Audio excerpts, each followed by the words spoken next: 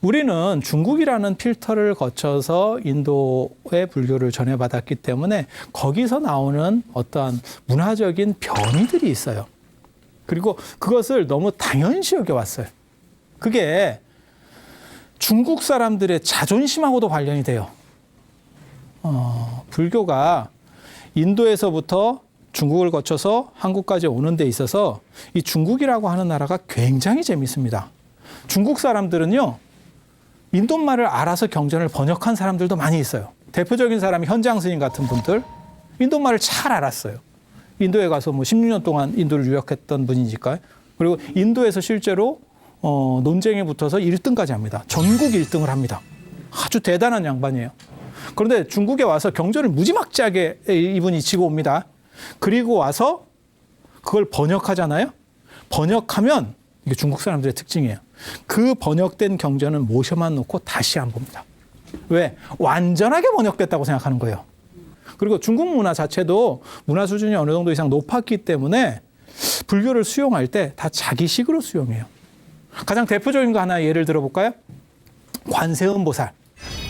관세음 보살이 창씨 계명을 한 가장 대표적인 예입니다.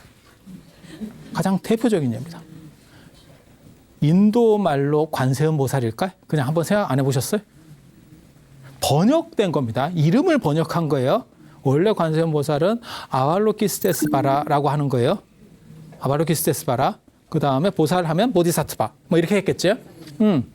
그러면 정근을 하면 어떤 일이 벌어지는지 아세요? 아왈로키스테스바라 보디사트바, 아왈로키스테스바라 보디사트바. 힘들잖아요. 숨 넘어가요. 절에서 사실 때 숨 넘어가요.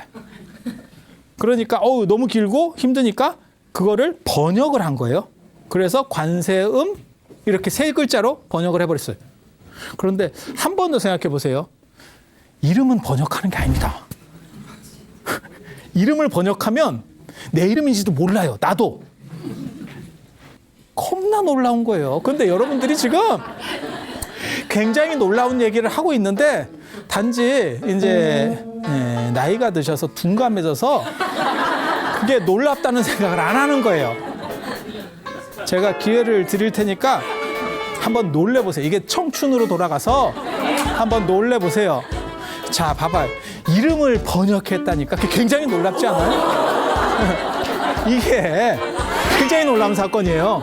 그런데 그걸 중국 사람들은 수도 없이 합니다. 수도 없이 해냅니다.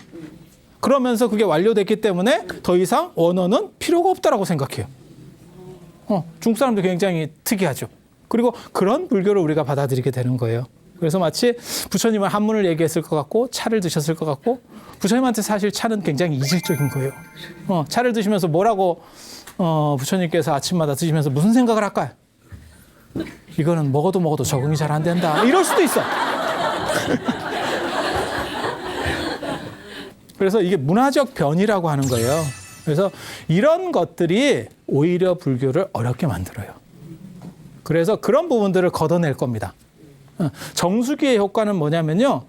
이거는 못 먹는 물이에요가 아니고 어떤 물이든지 걸러낼 수 있어야 정수기입니다. 제대로 된 정수기입니다. 그런데 대부분 지금 이렇게 수업하고 이런 분들의 특징이 뭐냐면 어려운 걸 어렵게 설명해요. 그건 개도 합니다. 개도 합니다.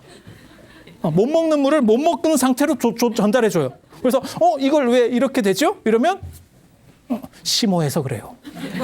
이렇게 얘기해요. 심오한 거 없습니다. 부처님께서 말씀하실 때 보면 길 가던 사람, 그 다음에 꼴 베던 뭐 이렇게 목동, 안 그러면 논에서 이렇게 벼 심는 사람들, 이런 사람들 부처님이 이렇게 툭툭 건드리고 몇 마디 하시면 바로 알아듣습니다. 여러분들이 그런 사람마다 못한 게 아니에요. 단 너무 어렵게 설명되고 있는 거예요. 너무 어렵게 설명돼서 여러분들이 잘 못 알아들을 뿐이에요. 그리고 제가 그런 얘기를 합니다. 이 세상에 부족한 학생이라는 건 존재할 수 없다. 언제나 부족한 선생이 있을 뿐이다. 못 알아듣는다는 건 있잖아요. 선생이 100% 잘못하는 거예요. 그건 선생의 의무예요.